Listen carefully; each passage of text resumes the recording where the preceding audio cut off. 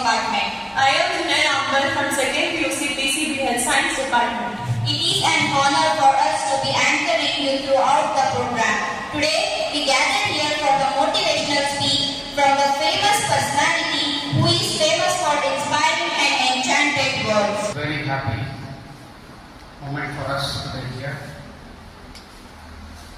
Our honorable Speaker of the Study Assembly of Karnataka is with us today, and also a well-known educationalist, Janab Dr. Kadir Sir is with us. On these happy occasions, I welcome from my bottom of heart to our honorable Speaker, Janab Beauty Kadir Sir.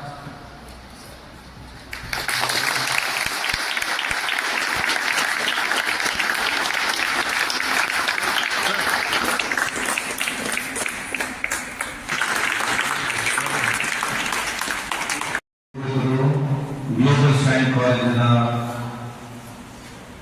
Managing director ಅಂತ mister Afsar Sharif ಅವರೇ, ಈ ಕಾರ್ಯಕ್ರಮದ ಗಣ್ಯ ಅತಿಥಿಗಳಾಗಿರುವಂತಹ ನಮಗೆ ಅತ್ಯಂತ ಗೌರವಿತರು, ಶಾಹಿ ಶಿಕ್ಷಣ ಸಂಸ್ಥೆಯ ಸ್ಥಾಪಕ ಅಧ್ಯಕ್ಷರು ಮತ್ತು ಶೈಕ್ಷಣಿಕ ಕ್ಷೇತ್ರದಲ್ಲಿ ದೊಡ್ಡ ಮಟ್ಟದ ಇನ್ಸ್ಪಿರೇಷನ್ ಆಗಿರುವಂತಹ ಡಾಕ್ಟರ್ ಅಬ್ದುಲ್ ಖಾದರ್ ಸಾಹೇಬ್ ಅವರೇ, ಈಗ ನಾನು ಉದ್ದೇಶ ಮಾಡಿದಂತಹ ಜಿಲ್ಲಾ ಶಿಕ್ಷಣ ಉಪನಿರೀಕ್ಷಕರಾಗಿರುವಂತಹ ಬಾಲಗುರುಮೂರ್ತಿರವರೇ, ವೇದಿಕೆ ಮೇಲೆ ಉಪಸ್ಥಿತರುವಂತಹ ಸಾಯಿ ಸಂಸ್ಥೆಯ ಸಿಇಒ ಆಗಿರುವಂತಹ ತೌಸೀಫ್ ಮಡಿಕೇರಿಯವರೇ, ಈ ಕಾಲೇಜಿನ ಪ್ರಾಂಶುಪಾಲರಾದಂತಹ ಮೊಹಮ್ಮದ್ ಅನ್ವರ್ ಅವರೇ ಮತ್ತು ಪ್ರಾಧ್ಯಾಪಕ ಮತ್ತು ಸಿಬ್ಬಂದಿ ವರ್ಗದವರೇ, ಪ್ರೀತಿಯ ವಿದ್ಯಾರ್ಥಿಗಳೇ, ಮಾಧ್ಯಮದ ಸಹೋದರರೇ ಮತ್ತು ನಿಮ್ಮೆಲ್ಲರ ದೇಶಕ್ಕೆ all can understand Kannada? Who can't understand? No problem. For completing study Kannada.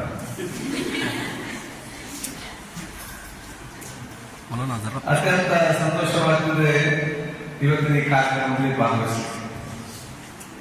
ತುಮಕೂರಿನಲ್ಲಿ ಬೇರೊಂದು ವಿದ್ಯಾರ್ಥಿಗಳ ಕಾನ್ಫರೆನ್ಸ್ ಕಾರ್ಯಕ್ರಮ ಬರಬೇಕಾದ ಸಂದರ್ಭದಲ್ಲಿ ನನಗೆ ಸಂಸ್ಥೆಯ ಮಾಲಕ ಸರ್ ಅಫ್ಸರ್ ಶರೀಫ್ ಅವರು ಫೋನ್ ಮಾಡಿ, ನಮ್ಮಲ್ಲಿ ಶಾಹಿನ್ ಗ್ಲೋಬಲ್ ಕಾಲೇಜ್ ಇದೆ, ಇಲ್ಲಿಗೆ ನಾವು ಬರಬೇಕು, 3 ದಿನ ನಾವು ಭೇಟಿಯಾಗಿದ್ದೇವೆ ಮತ್ತು ಅದ್ರ ಜೊತೆಗೆ ನಮ್ಮ ಬೀದರಿಂದ ಕಾಲೇಜ್ ಸಾಫ್ ಬರಬಾರ್ದು ಅಂತ ಹೇಳಿದಾಗ ನಾನು ಕೂಡ ಒಪ್ಪಿದ್ದೆ. ಯಾಕಂದ್ರೆ ಹೇಳಿದ್ರೆ ಬಹುಶಃ ಕಾಲೇಜ್ ಸಾಹೇಬ್ ಅವರು ಕರ್ನಾಟಕ ರಾಜ್ಯ ಮಾತ್ರಲ್ಲ, ರಾಷ್ಟ್ರ ಮಟ್ಟದಲ್ಲಿ ಶೈಕ್ಷಣಿಕ ಪ್ರೇರಣೆಗೆ ದೊಡ್ಡ ಮಟ್ಟದ ಶಕ್ತಿ ಅಂತ ಹೇಳಲಿಕ್ಕೆ ನಾನು ಇವತ್ತು ಬಯಸುವಂಥದ್ದು. ಕರ್ನಾಟಕದ ಪರವಾಗಿ ಬಹುಶಃ ಕಾಲೇಜ್ ಸಾಹೇಬ್ ಅವರು ಎಲ್ಲರ ಪರವಾಗಿ ಅಭಿನಂದನೆ ಶುಭಾಶಯ ಇವತ್ತು ಸಲ್ಲಿಸ್ತೇನೆ. ನನ್ನ ಮಗಳು ಕೂಡ ಬಿಜಾಪುರ ಶಾಹಿನ್ ಕಾಲೇಜಿನಲ್ಲಿ ಬಹುಶಃ 2 ವರ್ಷ ಶಿಕ್ಷಣ ಮಾಡಿದ ಅಂತ ಹೇಳಲಿಕ್ಕೆ ನಾನು ಕೂಡ ಇಚ್ಛಿಸುವಂಥದ್ದು. ಅದರ ಜೊತೆಗೆ ನಾನು ಬರಬೇಕಂತ ಇಚ್ಛೆ ಇದ್ರೂ ಕೂಡ ಕಾಲೇಜ್ ಸಾಹೇಬ್ ಹಿರಿಯರು ಇದನ್ನೊಂದು ಶೈಕ್ಷಣಿಕ ಕೇಂದ್ರವಾಗಿ ಪರಿವರ್ತನೆ ಮಾಡಿ ಅಂತ ಹೇಳಿದಾಗ ತಕ್ಷಣ ಅದನ್ನು ಒಪ್ಪಿಕೊಂಡು ಇವತ್ತು ಸಮಾಜ ಸರ್ವರಿಗೂ ಕೂಡ ಪ್ರಯೋಜನ ಶಿಕ್ಷಣ ಕೇಂದ್ರವನ್ನು ಸ್ಥಾಪಿಸುವಂತ ತನ್ನ ಮನೋಭಾವವೇ ಇವತ್ತೆಲ್ಲರಿಗೂ ಕೂಡ ಒಂದು ಮಾದರಿ ಅಂತ ಹೇಳಲಿಕ್ಕೆ ನಾನು ಇವತ್ತು ಬಯಸ್ತೇನೆ.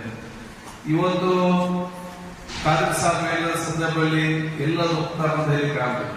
ಬಹುಶಃ ತಾವಿವತ್ತು ಅಫ್ಜಲ್ ಶರೀಫ್ ಒಪ್ಪಿ ಅವರ ಮೇಲೆ ವಿಶ್ವಾಸ ಇಟ್ಟುಕೊಂಡು ಇದನ್ನು ಪರಿವರ್ತನೆ ಮಾಡಿ ಬೇರೆಲ್ಲರಿಗೂ ಕೂಡ ಒಂದು ಮಾದರಿ ಮತ್ತು ಇನ್ಸ್ಪಿರೇಷನ್ ಆಗಿದ್ದೇವೆ. ನಾವು ಕೂಡ ಈ ರೀತಿ ಮಾಡಿದ ಯಶಸ್ವಿ ಆಗ್ತದೆಂಬ ತೋರಿಸಿಕೊಡುವಂತ ದೊಡ್ಡ ಮಟ್ಟದ ಅನ್ವರ್ಥ ತೋರಿಸಿಕೊಂಡಿರುವುದು ಮತ್ತು ಪರಿಚಯ ಕೆಲಸ ಮಾಡಿ ಕೂಡ ನಮಗೆ ಅತ್ಯಂತ ಸಂತೋಷ ಅಂತ ಹೇಳಲಿಕ್ಕೆ ನಾನು ಬಯಸ್ತೇನೆ.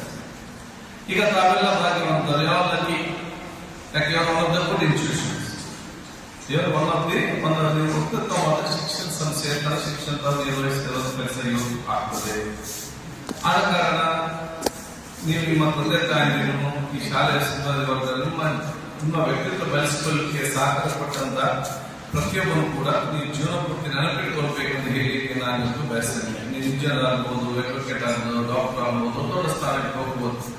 ಎಲ್ಲಿಯೋದು ಕೂಡ ಈ ಒಂದು ಕ್ಯಾಂಪಸ್ ಅನ್ನು ತಾವು ಮಾಡುವಂತ ವಿಚಾರ ಇರಲಿಕ್ಕೆ ಸಾಧ್ಯ. ಯಾಕೆ ಈ ಕ್ಯಾಂಪಸ್ ಇಂದ ತಾವು ಹೊರಬೋದ ಸಂದರ್ಭದಲ್ಲಿ ನೀವು ನಿಮ್ಮ ತಂದೆ ತಾಯಿಯಂತ ಆಸ್ತಿ ಸಂಪತ್ತು ಮಾತ್ರ ಅಲ್ಲ, ತಂದೆ ತಾಯಿಯಂದರ ಆಸ್ತಿ ಸಂಪತ್ತು ಜೊತೆಯಲ್ಲಿ ಈ ಸಮಾಜದ ಸಮುದಾಯದ ಒಂದು ದೇಶ ಸಂಪತ್ತಾಗಿ ಮಾಡಿಕೊಂಡು ಶಿಕ್ಷಣವನ್ನು ಈ ಶೈಕ್ಷಣಿಕ ಕ್ಷೇತ್ರದಲ್ಲಿ ಕೊಡ್ತಾ ಇದ್ದಾರೆ ಅಂತ ಹೇಳಲಿಕ್ಕೆ ನಾನು ಬಯಸ್ತೇನೆ. ಅದಕ್ಕಾಗಿ ನಾನು ಯಾವೊಂದು ಮಾತು ಯಾವಾಗಲೂ ಹೇಳ್ತಾ ಇದ್ದೇನೆ, ನಿಜವಾದ ದೇಶ ಪ್ರೇಮ ಅಂತ ಹೇಳಿದ್ರೆ ಖಾದರ್ ಸಾಹೇಬ್ನಂತವರು, ನಮ್ಮ ಅಫ್ಸರ್ ಶರೀಫ್ನಂತವರು, ಇನ್ನಿತರ ಯಾರು ಶೈಕ್ಷಣಿಕ ಪ್ರಾರಂಭ ಮಾಡಿ ಮಕ್ಕಳಿಗೆ ಅತ್ಯುತ್ತಮವಾದ ಶಿಕ್ಷಣ ಕೊಡ್ತಾರಲ್ಲ, ಅವರು ನಿಜವಾದ ದೇಶದ ಪ್ರೇಮಿಗಳು ಅಂತ ಹೇಳಿಕೆ ನಾನು ಬಯಸುವಂತವರು. ಭಾರತ ದೇಶ ವಿಶ್ವದಲ್ಲೇ 1ನೇ ಸ್ಥಾನಕ್ಕೆ ಬರಬೇಕು ಅಂತ ಹೇಳಿ ಪ್ರತಿಯೊಬ್ಬರ ಕನಸು. ಭಾರತ ದೇಶ ವಿಶ್ವದಲ್ಲೇ 1ನೇ ಸ್ಥಾನಕ್ಕೆ ಬರಬೇಕಾದ್ರೆ ನಾವು ಶಾಸಕರು ಮತ್ತು ಮಂತ್ರಿಗಳು ವಿಧಾನಸಭೆಯಲ್ಲಿ ಕೂತ್ಕೊಂಡವರು ಬಲಿಷ್ಠ ಆದರೆ ಭಾರತ ದೇಶ ಬಲಿಷ್ಠವಾಗಲಿಕ್ಕೆ ಸಾಧ್ಯವಿಲ್ಲ. ಪಾರ್ಲಿಮೆಂಟ್ ಅಲ್ಲಿ ಕೂತ್ಕೊಳ್ಳುವಂತಹ ಸಂಸದರು ಮತ್ತು ಪಾರ್ಲಿಮೆಂಟ್ ಅಲ್ಲಿ ಕೂತ್ಕೊಳ್ಳುವಂತಹ ಮಂತ್ರಿಗಳು ಬಲಿಷ್ಠ ಆದರೂ ಕೂಡ ಭಾರತ ದೇಶ ಬಲಿಷ್ಠವಾಗಲಿಕ್ಕೆ ಸಾಧ್ಯವಿಲ್ಲ. ಎಸಿ ರೂಮ್ ಅಲ್ಲಿ ಕೂತ್ಕೊಳ್ಳುವಂತಹ IAS ಅಧಿಕಾರಿಗಳು ಮತ್ತು ಎಸಿ ರೂಮ್ ಅಲ್ಲಿ ಕೂತ್ಕೊಳ್ಳುವಂತಹ ವ್ಯಾಪಾರಸ್ಥರು ಬಲಿಷ್ಠ ಆದರೂ ಕೂಡ ಭಾರತ ದೇಶ ಬಲಿಷ್ಠವಾಗಲಿಕ್ಕೆ ಸಾಧ್ಯವಿಲ್ಲ.